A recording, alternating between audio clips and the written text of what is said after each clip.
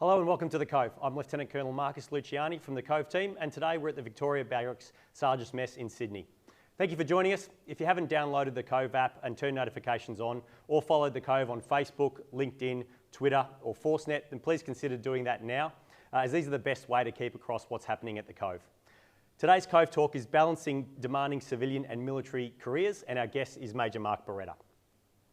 At the end of this presentation, you, the audience, will have the chance to ask Major Beretta some questions. You can text your questions to 0428 222 399 anytime from now until to the end of the questions, and that number will appear periodically on the screen during the talk. Mark Beretta is a popular television sports presenter. He's also an author, engineer, 10 times Australian water ski champion and marathon bike rider.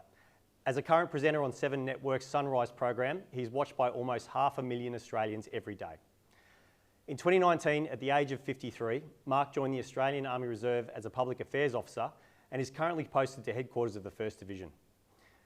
In addition to his morning TV and other broadcasting commitments, including major events like Bathurst, the Commonwealth Games and Olympic Games, Mark still generally commits around 100 days per year to his reserve service. Now he balances his reserve and civilian career commitments, plus his views on reserve service in Army is what we're going to explore today. Mark, it's a pleasure to have you and thanks for joining us at the Cove. Sir, thanks very much. I prefer to ask the question, so we'll have a go and see how we go. Well, you're probably better at it. Mark, you're on top of your game in your civilian career after 30 years in broadcasting and at the age of 53. What's your story behind joining the Army? It's something I'd always wanted to do. When I went through school at St Joey's College in Geelong, I did Army Cadets and really enjoyed it. Probably got the bug there. And just as life went on, I just took a different path. You know, in Year 12, I had the brochures for Portsea and Duntroon, and I'd read and I was excited and I was ready to go. And I just got involved in sport and this radio thing at the time. And that led me through to Triple M and Channel 10, Channel 7, and it's just kept going. You know, sometimes you get on a path to something and it just all unfolds in front of you, and that's the way I went. And I emceed the Legacy Ball in Brisbane, which people who've been in Brisbane may be familiar with that. It's a legendary night out. And ended up at a place called the James Squires Pub at 2 a.m. in the morning with a group from the Ball, and there happened to be some recruiters there, and I told my story about how I'd always wanted to join. And I said, but obviously now I'm too old, I've missed my moment. And they said, well, as a matter of fact, you're not too old. See you Monday. And then that was it. Went through Defence Force recruiting, went through that process, and ended up becoming a public affairs officer, which I have thoroughly loved ever since. Terrific. Good to hear the recruiters are doing their job at 2 a.m. in the morning. Think back to the training that you've had in Army, both the all-corps training that you've had as an SSO and also your public affairs training. Did that change you as a person or as a media professional? And what has Army given you that's new? Exactly what I'd hoped for, to be honest. I wanted a broader perspective, and I'd been in my job, and like a lot of reservists and SSOs, you're in your profession for a long time, and you become not comfortable, but competent and under control with it, and you get to a point where you sort of look for something else. You know, you want something to be a challenge, but something that you can take something away from as well. And I think that's where reserve service has something very special, because you do get that, you get something that you're going to get something back from. You get something that you're going to get a good feeling putting into. You know, the whole notion of service since I've joined has been something that I wasn't as aware of beforehand. But I understand now how strong that is and what that means to everyone in uniform. And to me, that's really special. So I got much more back than I'd ever imagined. So it has been quite for me, it's been a tremendous journey. You know, I really enjoyed it. Met some incredible people. Their dedication to their work inspires me every day. And I'm honestly really proud every time I put this uniform on. It means a lot to me. Terrific. Many reservists with a significant civilian skill set want to do something completely different in the Army. Why did you choose to follow the public affairs stream? Why not be an infantry officer or soldier or a gun number or something that is just a break away from the norm for you? Yeah, exactly the process I went through, and I think everyone goes through. I wanted to go into infantry because I wanted that full experience. I wanted to do what I'd always wanted to do. But I sort of realised that maybe I had a skill that could be useful. And if I wasn't using that skill, that may be a little bit frustrating. So I've met reservists who do all sorts of things. I've met the lawyers who are truckies out on the weekend, and people from all sorts of backgrounds. Some who follow their specialisation, their skill, and a lot who don't. And both are equally happy. You know, I think the thing about being a reservist is that you come into it highly motivated. You know, you're coming into it because you really want to do it.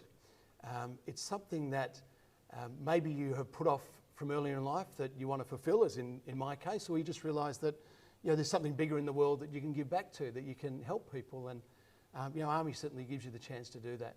So there are a lot of positives I find from reserve service, and everyone who I've spoken to along my courses and getting involved and keeping in touch with my peers, we probably feel the same way. It's a pretty special experience.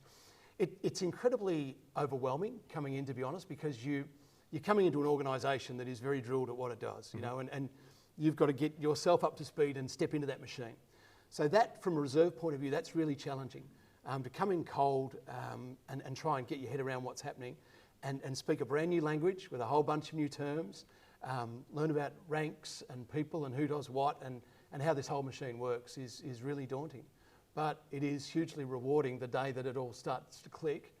And for me, that probably took a couple of years to really feel that I had a bit of a handle on things. And to be honest, I probably don't fully yet. I'm still learning so much. And it's one of the things I love about it. Every time I go somewhere, I can pull out some more information, and I will grab people and have a good chat to them. And I've done that in the room a couple of times tonight, just learning what people do. And everyone's got such a fantastic job, and we're so proud of the work that they do. And I think that's one of the great things. If you're engaged with what you're doing and you're proud of the work that you do, and as a result of all that, you do a great job at it, the whole thing works. The whole thing just gets better and better. So I'm a big fan of Army and reserve service and what it gives to the community and what everyone gets back from it as well. Yeah, fantastic. So 3 years in the Army now. What sort of things has the Army got you doing in your public affairs role, noting your broadcasting background? Yep. A lot of things I've really enjoyed. I've media trained on pre-command course. I've done a lot of media training, taking people in front of camera to just get them more comfortable with being in front of camera, because, as we know, it's a little bit of a different experience. And just interview skills, that sort of thing. I've done a lot of MC work. I've done the regular public affairs stuff, dealing with PAGs and all that sort of thing. And done a lot of courses. So I've done my SSO course, where I learned to carry my sheets over my shoulder at 6 in the morning and make my bed really well, which my wife has been thrilled about. And then, yes, that was SSO. Then I did public affairs course, which was great, because you always think, you think when you've been in a business a long time that you know it, and that you can't learn a lot more about it. But it was great to sort of step back and just see it from a different perspective, and just learn it. I was learning it from the other end. Like I've always come at it from the media guy, and I think that's the way everything should be done, is down that line. But now I'm looking at it from the public affairs point of view, what it means, the way the message is presented, the impact it can have on people and organisations. And so that for me has been a great learning. And from there I did a captain's course and majors course at the moment. So yes, I'm an expert on IMAPs if you need to know anything about IMAPs. Okay, keep that in mind, thanks. More generally, what do you think that reservists bring to Army as a whole? Yep. A specialist set of skills. You probably, for the specialist service operators that I've worked with, they are so specific in what they do. Whether they be doctors, lawyers, media professionals, nurses, whatever, they're highly trained in that area. So this is what I think is really good about Army, is you grab that person and that skill and you transplant them into the organisation. Not many organisations can do that, and you have them there at call for when you need them. It's really quite clever. So that skill is brought in as needed, and I think it works both ways. For me, it's given me a lot of skills that I didn't have before. Army for me has taught me a lot about teamwork, a lot about structure and organisation, and management skills. Like I've worked in Channel 7 for 28 years. I have never been on a training course. Like we have not done a training course in 28 years. I don't have a performance review. It comes at 9:15 every morning when the ratings come in, and you either got your job or you don't. Yeah, right. Simple as that. So to have someone sit you down and say, look, here's a structure, here's your rota progression, here's what happens. And have someone review you, every year is fantastic, because I think we all need that feedback, and certainly that's something that in my profession, my employer, people would really benefit from. And it just lets you know whether you're heading down the right path of what's required or you're not. And not every organisation gets that, but I think Army has defined that model really well, and having the mechanic there is a good thing. Now I understand that not everyone's thrilled about the system all the time, but it is a system, and it's a structure, and it's there to work within. So That for me has been, one of the good things. And I think just the whole idea of working in teams has been refreshing, because again, when you, especially for specialists, you work so far down your road, you get in this narrow channel that you're heading down, and you don't have many people working around you after a while. You end up sort of down the road by yourself a bit. And when you come back and you're starting again at an area that is not your expertise, and you've got to pick it up, and the only way that you can do that and you can learn it is by the people around you. So all of a sudden you're reliant on the team. You bring your skill into the team when it's needed, but so does she and so does he, and the whole thing works really well. And I've just found the uniform and army a great leveler for people. For me, when I walk in here, I am Major Beretta, and I do that job in public affairs, and whatever else doesn't matter. Which and you've walked the same path that every other SSO public affairs officer has as well. Sheets over shoulder at 6 in the morning. Done it. For a parade in the rain. Hey, I mentioned in the intro that you do about 100 days a year for Army. How did you find that you needed to adjust your work and personal routines to fit that kind of commitment into what is already a busy lifestyle and a busy job? Yeah, it's hard, no doubt about it. I think it's the same for every reservist. You're juggling all the time. But I think you do what you want to do and you do what you like to do. And if the work is satisfying and you're enjoying it and you're getting something back from it, you put more time into that. I haven't had any trouble, and I'm lucky I've got a really supportive employer. Kerry Stokes, our chairman, has been a great supporter of Army and Defence, and my bosses were really thrilled with the idea that I was coming to be a reservist. So having a supportive work environment is a great thing. Where do they draw the line between the flexibility that they will give you and the flexibility that they don't? Yep. I haven't hit that line yet.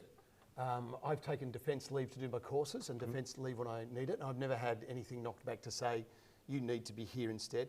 But I manage that as well. I won't go away, obviously, when Olympic Games are on or Com Games are on. I will be where my employer needs me. And it's worked out well for me with my reserve life that when I'm needed there, I can find times when I'm needed there that don't conflict with where I need to be somewhere else for 7. So far that's worked out well. But as much as a supportive employer, you need a supportive manager inside Army as well. I think that's a big thing. Reservists can offer a lot, and properly managed, probably 100% more. I think if you can find tasks that they can take away and do in time and work off-site on things, that works really well, because often you'll find yourself during the day with maybe a spare 30 minutes or an hour, and you can punch into an activity or a task that you need to do. So if you're prepared to manage a reservist like that, I think an important thing too is to sit down with your reservist and say, how do we make this work for both of us? How do I get the best out of you?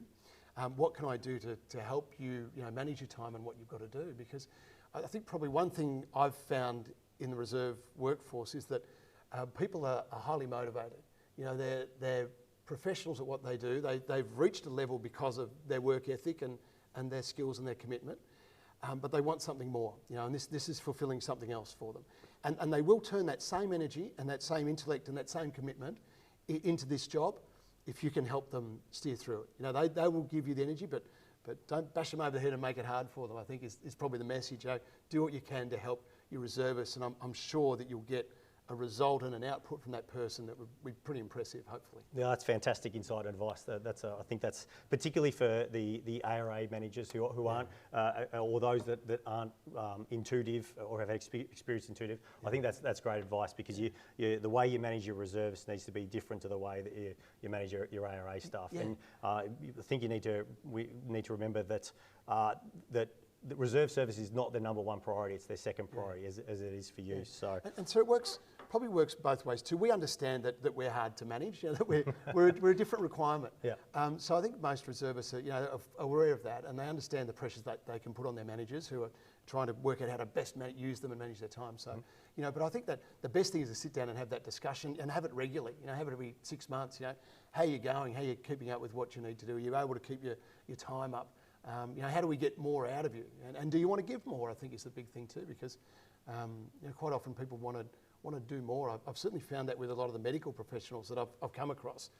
They want to do more. They want to do more time. So the question is how to manage that and get that out of them. Yeah, okay. Sort of linked to that, we know we've got some staffing shortfalls in the Army currently, and we're looking to recruit a bit more. And the last 2.5 years of domestic operations have really reinforced to Army how important the reserve is. Not only those who are the 2-div type reservists, but also the 1s and 2s, the specialists that are in the more full-time part of the organisation. What do you think motivates reservists, and how can we make sure that over a career that they have a positive experience, a meaningful experience where it's a fair exchange between the individual and Army? Yeah, that's a good point. I think exchange is a good description because that's what it is. It's got to go both ways. I think making them part of the contribution, if you know what I mean. If there's activity going on, to have them as part of that activity makes a big difference. To feel that their time is worthwhile. We all want to feel that our time is worthwhile, and you know, to have reservists parked out and not involved in the tasks is probably not a great situation. So the way the tempo has been over the last few years that I've been involved, there's been plenty to do, and you know, as reservists we've been engaged in that as well, which has been fantastic. I think just keeping them in the loop, keeping people involved in what's happening. Training is a great thing, you know, getting people up to speed, because the more reservists come up to speed and can integrate more seamlessly into the Army family, that helps the process. So training is a big part of it, I think. But I think the key motivation for people is to be actually doing something. You know, we all join to do something. Something we want to be meaningful. Exactly. Yeah, exactly. You know, we want to serve. We want to feel that feeling that you know, regular Army are feeling as well of service. So that's, to me, that word of service has been something that I wasn't aware of when I stepped in, but has become so important. And I see that in so many people. And when I talk to people, reserves and regular Army, about it, you know, that when that word comes up, you know, it just lights people's eyes up. You know, they get service. It's much more a motivator than I ever imagined. How has the reaction to your reserve service been in your workplace? Not so much with the employer, but more with your peers and the people you work with. Yeah, they're really impressed, actually. It's great. I was surprised because I didn't know what to expect. And it's a tough thing because you're sort of saying to your work family that you've spent so much time with and you're supposed to be 100% committed to, look, I really love you guys and you're great and we work well, but I need to go and do this over here now and have, you know, go and do this thing that I've always wanted to do. So it's interesting, but it amazed me how supportive people are and respectful and proud of what you do. You know, I think that's it's an amazing thing, and you know, everyone in uniform, I think, would appreciate that feeling that you know, that people support you is a really great thing, and it makes a big difference. I think it empowers you to do more.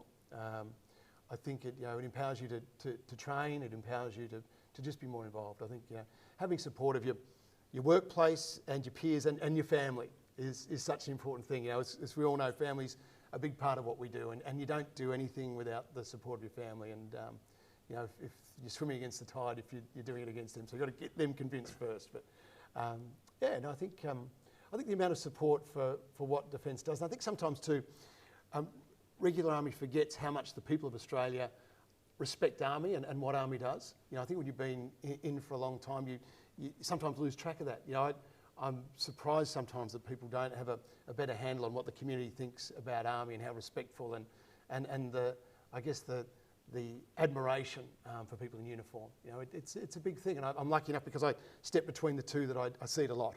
Yeah, terrific.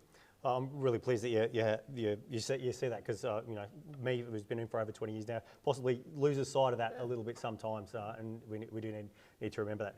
Mark, before we go to do some questions, which I'm sure we've got from either the audience here at Vic Barracks Sergeants Mess or on the Cove phone, can you share with us the highlight of your military career so far, and also the highlight of your civilian career? Sure.